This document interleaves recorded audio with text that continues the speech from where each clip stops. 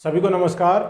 Chemistry by Kapil Dangi sir YouTube channel पे अपन पढ़ रहे हैं हैलोजन डेरिवेटिव्स और इसके पार्ट 7 में अपन पढ़ेंगे केमिकल प्रॉपर्टीज ऑफ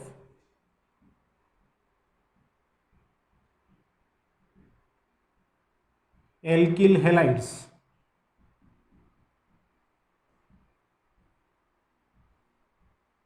एल्किल हैलाइडों के रासायनिक गुण पिछले वीडियो में इसके वीडियो नंबर 6 में अपन ने पढ़ा था physical properties of alkyl halides. आज अपन पढ़ेंगे chemical properties of alkyl halides. Alkyl halide हैं वो मुख्यतः 4 प्रकार की रासायनिक अभिक्रियाएं दर्शाते हैं। वो देखिए कौन कौन सी हैं। फर्स्ट, न्यूक्लियोफिलिक सब्स्टिट्यूशन रिएक्शंस,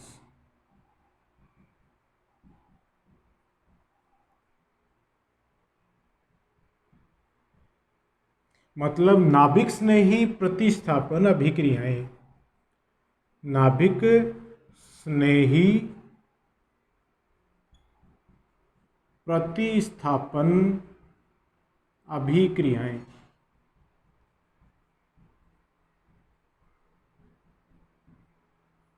ये जो अभिक्रियाएं हैं ये एल्किल हैलाइडों की मुख्य अभिलाक्षणिक अभिक्रियाएं हैं, मेन रिएक्शंस हैं एल्किल हैलाइड्स की।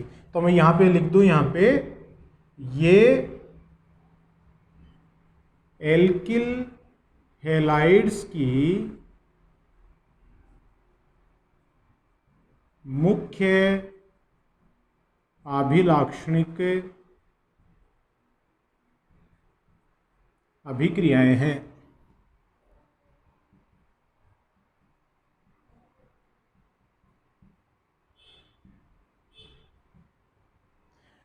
जितने भी क्रियात्मक समूह होते हैं या जितने भी कार्बनिक यौगिक हैं उनकी स्वयं की कोई अभिक्रिया ऐसी होती है जो विशेष तौर पर दर्शाते हैं। बाकी अभिक्रियाएं तो और भी कई प्रकार की होती हैं, लेकिन कुछ अभिक्रियाएं जो मुख्यतः वो दर्शाते हैं उनको अपन कहेंगे उनकी अभिलाक्षणिक अभिक्रियाएं।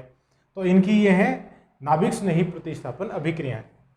दूसरे प्रकार की अभिक्रियाएं जो एल्किल हैलाइड दर्शाते हैं वो हैं एलिमिनेशन रिएक्शंस। एलिमिनेशन रिएक्शंस मतलब विलोपन अभिक्रियाएं।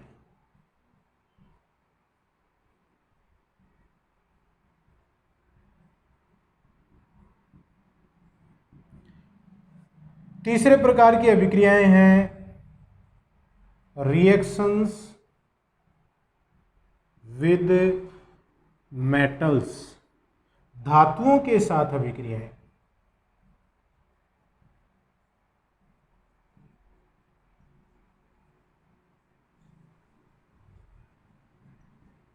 और चौथे प्रकार की अभिक्रियाएं हैं रिडक्शन रिएक्शंस। रिडक्शन रिएक्शंस अपचयन अभिक्रियाएं।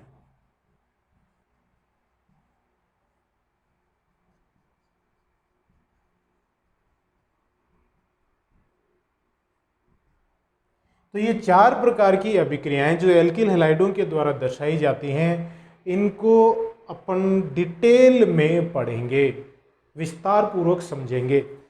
अब इन अभिक्रियाओं को अपन एक एक करके पढ़ेंगे, जो कि वीडियो नंबर 7 के अलावा नेक्स्ट 8 या 9 जितने वीडियो अपने को लगेंगे वो अपन इनको डिटेल में पढ़ेंगे। चारों अभिक्रियाएं अपन इस वीडियो में नहीं पढ़ सकते क्योंकि चारों अभिक्रियाएं काफ़ी लंबी हो जाएंगी। तो देखिए, सबसे पहले अपन देखते हैं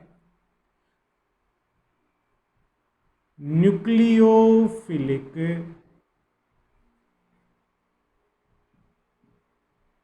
सब्स्टिट्यूशन रिएक्शंस। नाभिक स्नेही प्रतिस्थापन अभिक्रियाएं जो अपन ने यहां पे देखा एल्किल हैलाइडों की मुख्य अभिलाक्षणिक अभिक्रियाएं होती हैं। इनमें होता क्या है, जैसे ये है आरएक्स। आरएक्स क्या है? Alkyl halide. इसकी अभिक्रिया अगर न्यूक्लियोफाइल से कराते हैं, न्यूक्लियोफाइल मतलब नाभिक स्नेही, तो देखिए उत्पाद के रूप में क्या मिलेगा अपने को, RNU plus X minus. X minus भी क्या है, न्यूक्लियोफाइल है, मतलब नाभिक स्नेही है। नाभिक स्नेही क्या होता है, देखिए नाम में ही इसका अर्थ छुपा हुआ है, नाभिक स्नेही, नाभिक से स्नेह रखने वाला। नाभिक पर चूंकि धनावेश होता है तो नाभिक से स्नेह रखने वाला ऐसा आयन या अणु होगा जिस पर इलेक्ट्रॉन घनत्व उच्च होता है। तो यहाँ पर देखिए नाभिक स्नेही किस रूप में लिया अपन ने, ऋणायन के रूप में लिया है, तो ये धनावेशित भाग की तरफ आकर्षित होगा, इसलिए इसको अपन कह रहे हैं न्यूक्लियोफाइल या नाभिक स्नेही।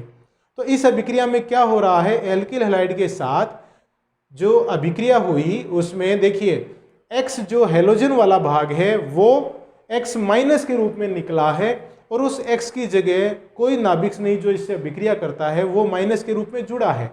तो जुड़ने वाला भाग भी माइनस के रूप में है, निकलने वाला भाग भी ऋणायन मतलब माइनस के रूप में ही है। क्योंकि जुड़ने वाला भाग भी नाभिक स्नेही और निकलने वाला भाग भी नाभिक स्नेही ही है, इसलिए इस अभिक्रिया को अपन कह रहे हैं नाभिक स्नेही प्रतिस्थापन अभिक्रिया, क्योंकि एक नाभिक स्नेही ने दूसरे नाभिक स्नेही को प्रतिस्थापित किया है, मतलब उसको हटा के उसकी जगह बैठ गया, तो इसीलिए इस अभिक्रिया को कह रहे हैं नाभिक स्नेही प्रतिस्थापन अभिक्रिया। एल्किल हैलाइडों में नाभिक स्नेही प्रतिस्थापन अभिक्रियाएं दो प्रकार की हैं।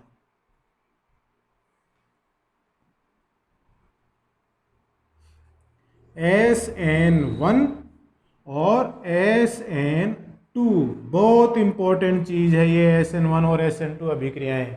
बोर्ड एग्जाम में, कंपटीशंस में इनमें डिटेल का प्रश्न भी आता है, ऐसे टाइप क्वेश्चन भी आता है, और इसके अंदर जो छोटी छोटी बातें मैं आपको बताऊंगा उन पर भी छोटे छोटे बहुत सारे क्वेश्चन बनते हैं। SN1 का देखिए क्या मतलब है, वन मतलब यूनिमोलिकुलर,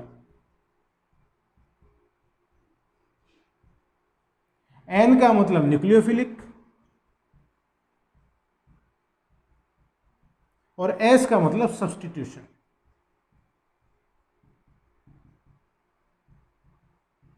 और अभिक्रियाएं ये हैं तो रिएक्शन।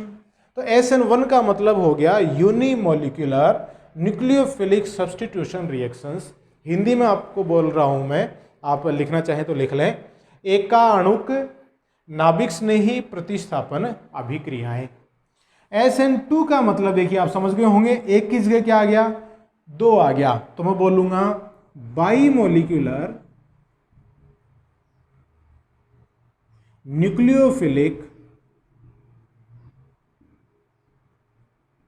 Substitution reactions.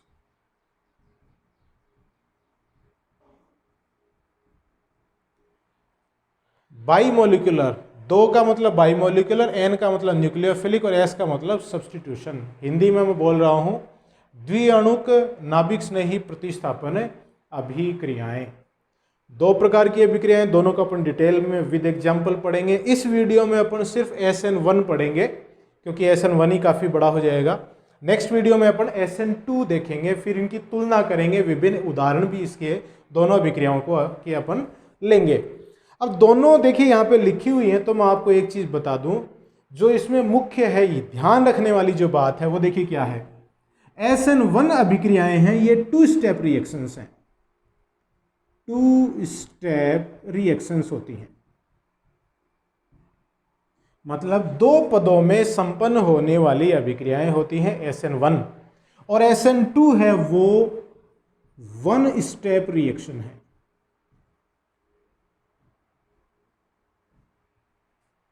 जहां SN1 लिखा हुआ है वो 2 स्टेप, 2 पदों में संपन्न होने वाली अभिक्रियाएं हैं, और SN2 जहां 2 लिखा हुआ है वहां 1 स्टेप रिएक्शंस है, एक ही पद में होने वाली अभिक्रियाएं हैं। ये चीज आप अच्छे से दिमाग में बैठा लो।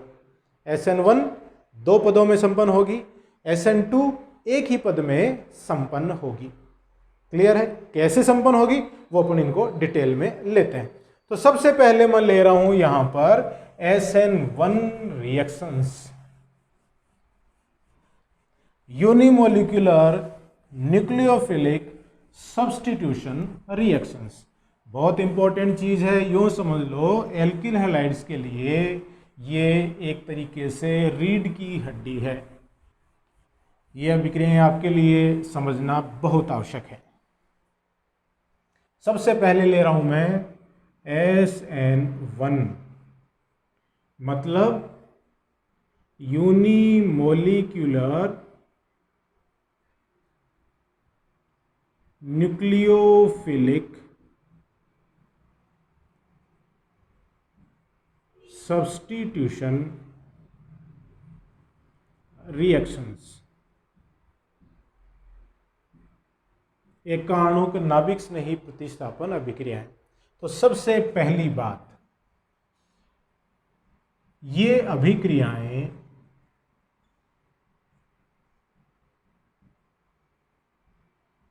दो पदों में संपन्न होती हैं।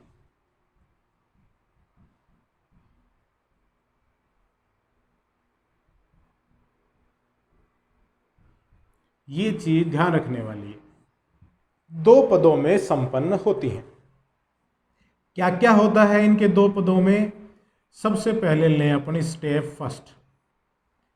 स्टेप फर्स्ट में देखिए क्या होगा कि जो एल्किल हैलाइड है, उस एल्किल हैलाइड का विषमांश विखंडन होता है।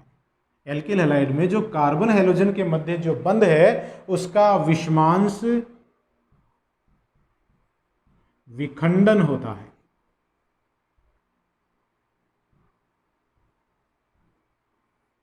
विषमांश विखंडन कैसे होगा कि इसके कार्बन और हैलोजन के मध्य जो बंध है, उनमें हैलोजन की विद्युत ऋणता का मान कार्बन से ज्यादा है।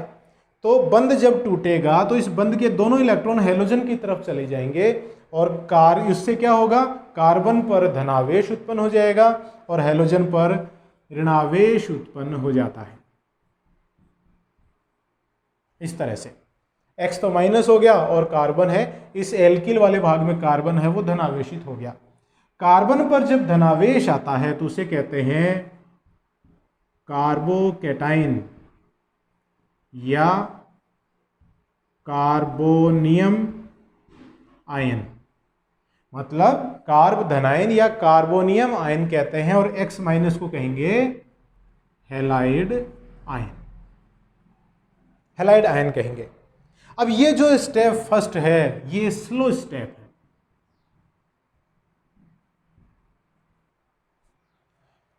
जो SN1 अभिक्रियाएं हैं उसके जो दो पद हैं उनमें पहला पद स्लो होता है, दूसरा पद है वो काफी फास्ट होता है।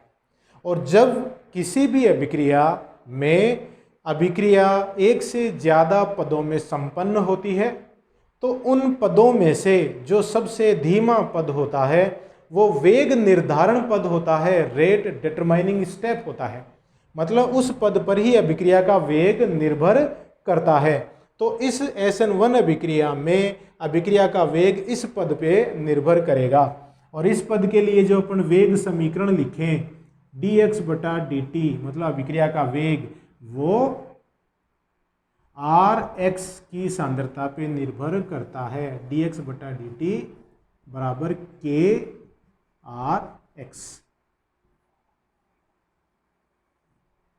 अभिक्रिया का वेग चूंकि सिर्फ एल्किल हैलाइड की प्रकृति पर ही निर्भर करता है, नाभिक स्नेही की प्रकृति पर निर्भर नहीं करता है। तो अभिक्रिया में दो घटक हैं, दो अभिकारक हैं जिन्होंने भाग लिया। वो क्या क्या है? एक तो एल्किल हैलाइड है और दूसरा नाभिक स्नेही है। अभिक्रिया का वेग इन दोनों में से सिर्फ किसकी सांद्रता पर निर्भर कर रहा है? सिर्फ एल्किल हैलाइड, मतलब एक प्रकार के अणु की सांद्रता पर ही निर्भर कर रहा है, और वो है एल्किल हैलाइड। इसीलिए इसको एकाणुक नाभिक स्नेही प्रतिस्थापन अभिक्रिया कहते हैं।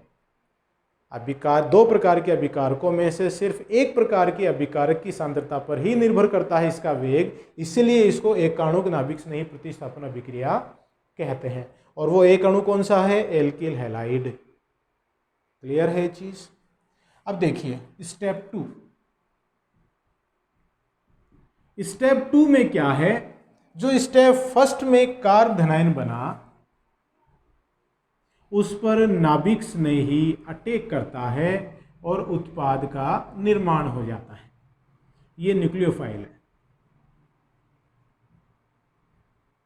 ये कार्बोधनाइन है, ये हो गया प्रोडक्ट, मतलब उत्पाद हो गया। ये जो दूसरा स्टेप है ये काफ़ी फास्ट है, तीव्र है, मतलब इस पर अभिक्रिया का वेग निर्भर नहीं करता है। अतः अपन क्या कहेंगे कि SN1 अभिक्रियाओं का वेग नाभिक स्नेही की सांद्रता पर निर्भर नहीं करता है, सिर्फ एल्किल हैलाइड की सांद्रता पर निर्भर करता है। ये चीज इसमें इंपॉर्टेंट हो गई। दो पद हैं। अब देखिएगा, यहां जो कार्बोकेटाइन बना या कार्बोनियम आयन बना, जिसको अपन कार्बोधनाइन भी कहते हैं, वो जितना ज्यादा बनेगा उत्पाद की मात्रा भी उतनी ही ज्यादा होगी। और कार्बोधनाइन ज्यादा कब बनेगा? जब कार्बोधनाइन ज्यादा स्थायी होगा। तो पद 1 से बनने वाला कार्बोधनाइन या कार्बोनियम आयन जितना ज्यादा स्थायी होता है उतना ज्यादा बनता है। और ये ज्यादा बना, इसका मतलब एल्किल हैलाइड उतना ही ज्यादा टूटा, एल्किल हैलाइड में से X- उतना ज्यादा निकला। तो इसका मतलब यहां कार्बोधनाइन जितना ज्यादा स्थायी होगा, एल्किल हैलाइड में CX बंध उतना ज्यादा टूटेगा और अभिक्रिया में एल्किल हैलाइड की क्रियाशीलता उतनी ज्यादा होगी। अब कार्बोधनाइन के स्थायित्व का क्रम देखिएगा। कार्बोधनाइन के स्थायित्व का क्रम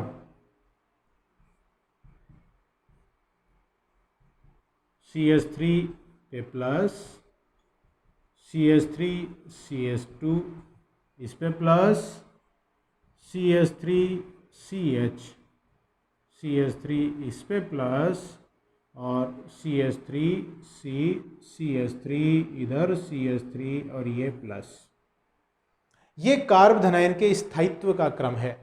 ये मेथिल कार्बोधनाइन है, ये 1 डिग्री, ये 2 डिग्री और ये 3 डिग्री। 3 डिग्री कार्बोधनाइन सबसे ज़्यादा स्थायी है और मेथिल कार्बोधनाइन सबसे कम है। कारण क्या है? देखिए, यहाँ कार्बन पर धनावेश है, इस धनावेश को कम करने वाला कोई समूह इस पर नहीं जुड़ा हुआ है। यहाँ इस कार्बन पर धनावेश है, इस पे एक मेथिल समूह जुड़ा हुआ है। ये मेथिल समूह प्लस I प्रभाव के द्वारा, प्लस I मतलब धनात्मक प्रेरणिक प्रभाव के द्वारा मेथिल समूह इसको इलेक्ट्रॉन देगा। इलेक्ट्रॉन देगा तो इस कार्बन पर धनावेश का मान कम हो जाएगा।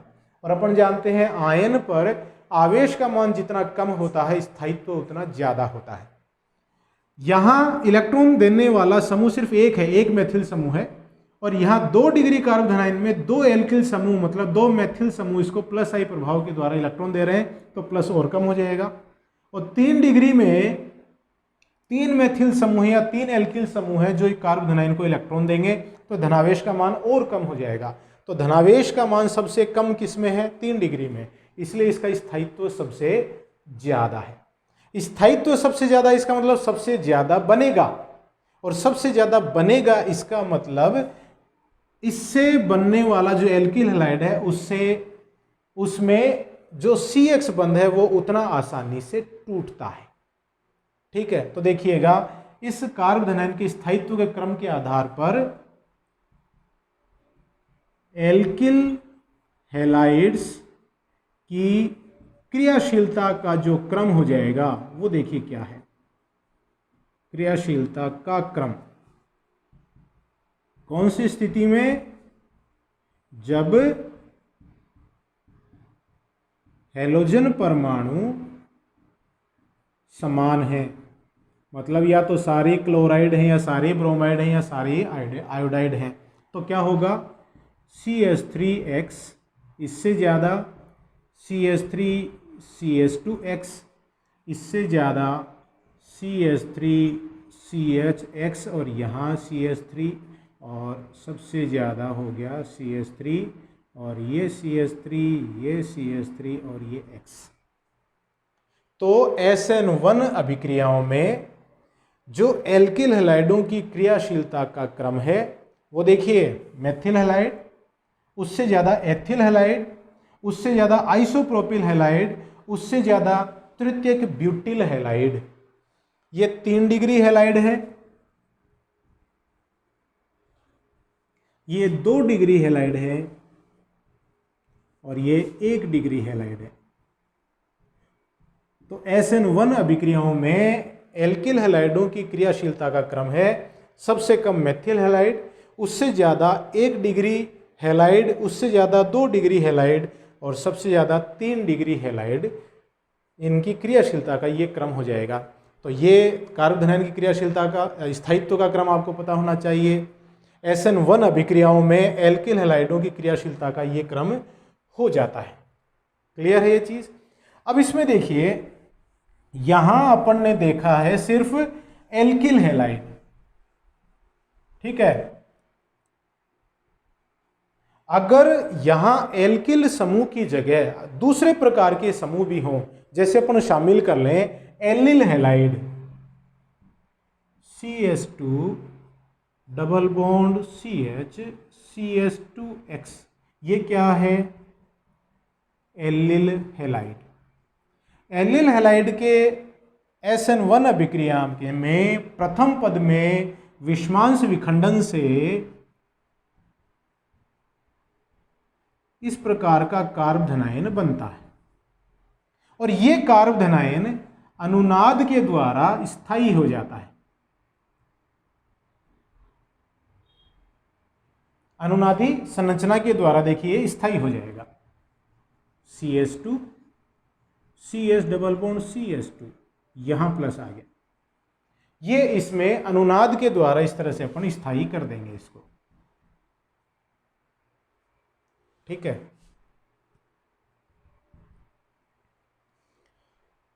अनुनाद के द्वारा जो स्थायित्व प्राप्त होता है वो +I प्रभाव के स्थायित्व से ज्यादा होता है। तो मतलब एलिल हैलाइड के विषमांश विखंडन से जो कार्बोधनाइन बनेगा वो इन एल्किल हैलाइडों के विषमांश विखंडन से प्राप्त कार्बोधनाइनों से ज्यादा स्थायी है। तो इसका मतलब SN1 अभिक्रियाओं में एलिल हैलाइड की क्रियाशीलता एल्किल हैलाइडों से ज्यादा है।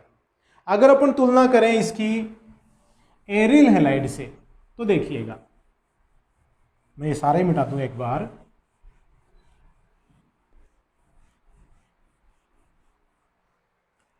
जैसे मैं उदाहरण लूं CH2X और यहां लगा दिया मैंने बेंजीन, तो ये है बेंजील हैलाइड।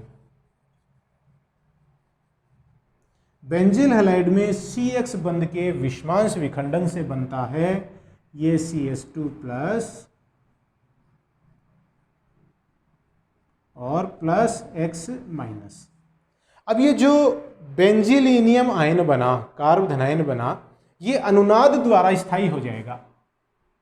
CH2 प्लस, मैं यहाँ पे इसकी अनुनादी संरचनाएं बना रहा हूँ। ये इलेक्ट्रॉन इधर बाहर जाएंगे तो CH2 डबल बॉन्ड इस बेंजीन वाले की ऑर्थो स्थिति पे प्लस आ जाएगा। फिर ये इलेक्ट्रॉन इधर जाएंगे,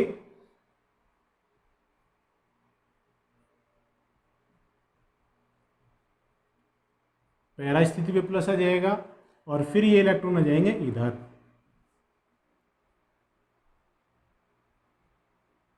यहां प्लस आ जाएगा, फिर इलेक्ट्रॉन इधर आ जाएंगे तो फिर वापस CH2 पे प्लस चला जाएगा।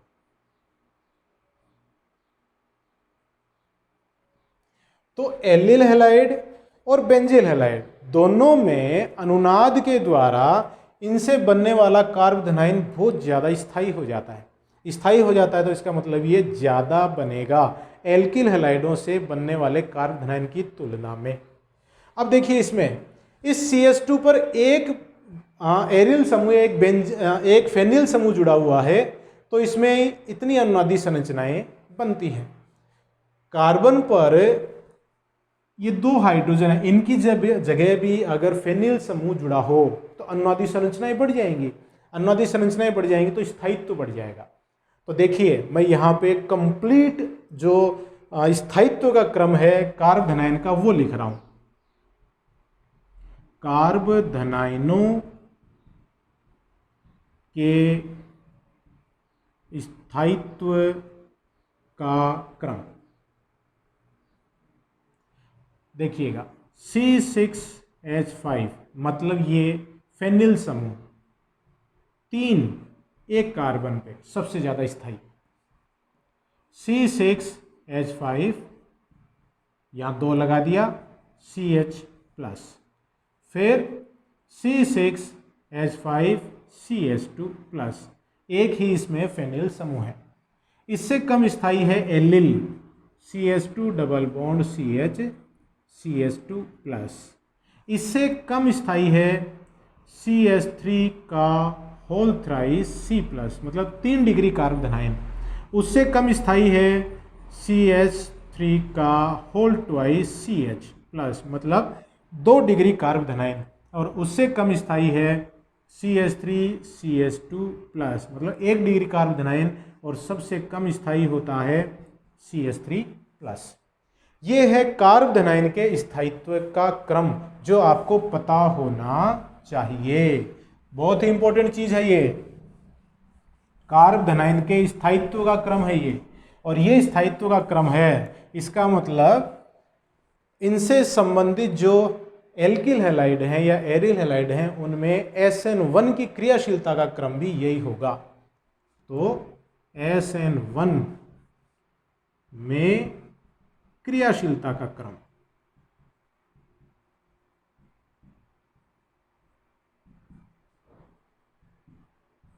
क्या हो जाएगा? क्रियाशीलता का क्रम जो सबसे ज्यादा स्थायी कार्ब धनायन है वो सबसे ज्यादा बनेगा। सबसे ज्यादा बनेगा इसका मतलब उससे संबंधित जो हैलाइड है वो सबसे ज्यादा क्रियाशील होगा। तो ये सबसे ज्यादा स्थायी है ना, तो सबसे ज्यादा स्थायी होने के कारण इससे संबंधित जो एल्किल हैलाइड है या एरिल हैलाइड है वो सबसे ज्यादा क्रियाशील होगा। तो ये क्रियाशीलता का क्रम है। वो क्रम आपको पता है, तो क्रियाशीलता का क्रम भी कार्ब धनायन के स्थायित्व के अनुसार ही होगा। तो देखिए सबसे ज़्यादा क्रियाशील ट्राइफेनिल मेथिल हैलाइड, ये डाइफेनिल मेथिल हैलाइड, और ये C6H5CH2X जिसको बेंजील हैलाइड भी कह सकते हैं, उससे कम CH2 double bond CH CH2X। Allyl halide उससे कम CH3 whole thrice CX। 3 degree alkyl halide उससे कम CH3 whole twice CHX। 2 degree alkyl halide उससे कम CH3 CH2X। 1 degree alkyl halide और उससे कम मेथिल हैलाइड। तो SN1 अभिक्रियाओं में इनकी क्रियाशीलता का क्रम ये हो जाता है, सबसे ज़्यादा ट्राइफेनिल मेथिल हैलाइड और सबसे कम सिर्फ मेथिल हैलाइड। ये इनकी क्रियाशीलता का क्रम है और ये कार्ब धनायन के स्थायित्व का क्रम है। क्लियर है चीज़? ये कार्ब धनायन का स्थायित्व का क्रम, एल्किल हैलाइडों की क्रियाशीलता का क्रम आपको पता होना चाहिए। क्लियर है चीज़? ठीक है, हटा दो इसको, नोट कर लिया। आप चाहें तो इनका स्क्रीनशॉट भी ले सकते हैं। ठीक है, देखिएगा अब जो SN1 अभिक्रिया में अपन ने 2 पद देखे। पहले पद में क्या हो रहा है? विषमांश विखंडन से कार्ब धनायन बन रहा है, मतलब कार्बोनियम आयन बनता है जो कि वेग निर्धारण पद है। और स्टेप सेकंड में क्या होता है? उस कार्बोनियम आयन पे नाभिक स्नेही ही अटैक करता है और उत्पाद का निर्माण करता है। अब जो प्रथम पद से बनने वाला कार्ब धनायन है, प्रथम पद से प्राप्त कार्ब धनायन, देखिए ये है कार्ब धनायन प्रथम पद से प्राप्त। और यहां मैं कोई समूह जोड़ दूं, R1 हो गया, R2 हो गया, R3 हो गया। ठीक है, और इस पे है ये प्लस, इस पे X था जो कि निकल गया प्रथम पद में। ये जो कार्बन है ये sp2 संकृत है और sp2 संकृत होने के कारण इसकी ज्यामिति कैसी है? समतलीय है। समतलीय। अब समतलीय होने के कारण ये प्लेनर है, जैसे यूं है, मैं यूं खड़ा कर लूं इसको। आक्रमणकारी जो नाभिक स्नेही दूसरे पद में अटैक करेगा वो इधर से भी अटैक कर सकता है और इसके पीछे से भी अटैक कर सकता है। मतलब आक्रमणकारी नाभिक स्नेही इधर से भी अटैक कर सकता है और आक्रमणकारी नाभिक स्नेही इधर से भी अटैक कर सकता है। दोनों दिशाओं से अटैक कर सकता है। तो इसमें दो प्रकार के उत्पाद बनने की संभावना है। वो देखिए कैसे। जैसे इसमें मैं यूं बना दूं C, ये R1, ये R2 और ये R3 और ये है X। ये कोई 3 डिग्री एल्किल हैलाइड है, 3 डिग्री एल्किल हैलाइड, और इस पर कोई नाभिक्स नहीं अटैक कर रहा है। मैं प्रथम पद और द्वितीय पद को सम्मिलित रूप से लिख रहा हूं। तो मैंने अभी देखा कि प्रथम पद से प्राप्त जो कार्ब धनायन है उस पर नाभिक्स नहीं दोनों तरफ से अटैक कर सकता है। तो दोनों तरफ से अटैक करेगा तो दो संभावनाएं बनेंगी। एक संभावना, जिधर से निकलने वाला नाभिक्स नहीं, मतलब X माइनस निकला, उधर से ही नाभिक्स नहीं जुड़ जाए। और दूसरी संभावना क्या है कि जिधर से X माइनस निकले उससे विपरीत दिशा में नाभिक्स नहीं जुड़े। तो दो प्रकार के उत्पाद बनने की संभावना है, R1, R2, ये R3 और ये हो गया नाभिक्स नहीं।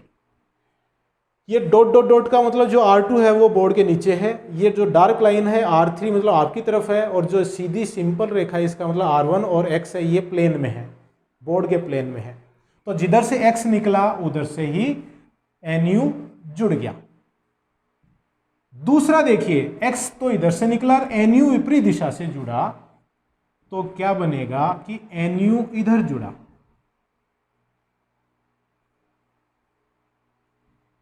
ये है R3 और ये R2। X माइनस जिधर से निकला है उससे विपरीत दिशा से नाभिक्स नहीं जुड़ा है। तो देखिए X माइनस इधर से निकला तो नाभिक्स नहीं इधर से जुड़ गया। ठीक है, इससे क्या होगा कि अगर अभिकारक है वो प्रकाशिक सक्रिय है। प्रकाशिक सक्रिय है इस मतलब अगर ये चाहे दक्षिण ध्रुवण घूर्णक हो चाहे वाम ध्रुवण घूर्णक हो, समतलीय ध्रुवित प्रकाश को चाहे ये दाईं तरफ घुमाए चाहे बाईं तरफ घुमाए, कौन? अभिकारक। इससे बनने वाले उत्पाद में 50% उत्पाद क्या होगा? डेक्स्ट्रो रोटेटरी होगा। डेक्स्ट्रो रोटेटरी मतलब दक्षिण ध्रुवण घूर्णक होगा, दक्षिण ध्रुवण घूर्णक, जिसको आप D+ के द्वारा दर्शाते हैं। और 50% उत्पाद है वो लीवो रोटेटरी होगा, मतलब वाम ध्रुवण घूर्णक होगा, जिसको आप स्मॉल l या माइनस के द्वारा इंगित करते हैं। चाहे उत्पाद, चाहे अभिकारक डेक्स्ट्रो रोटेटरी या लीवो रोटेटरी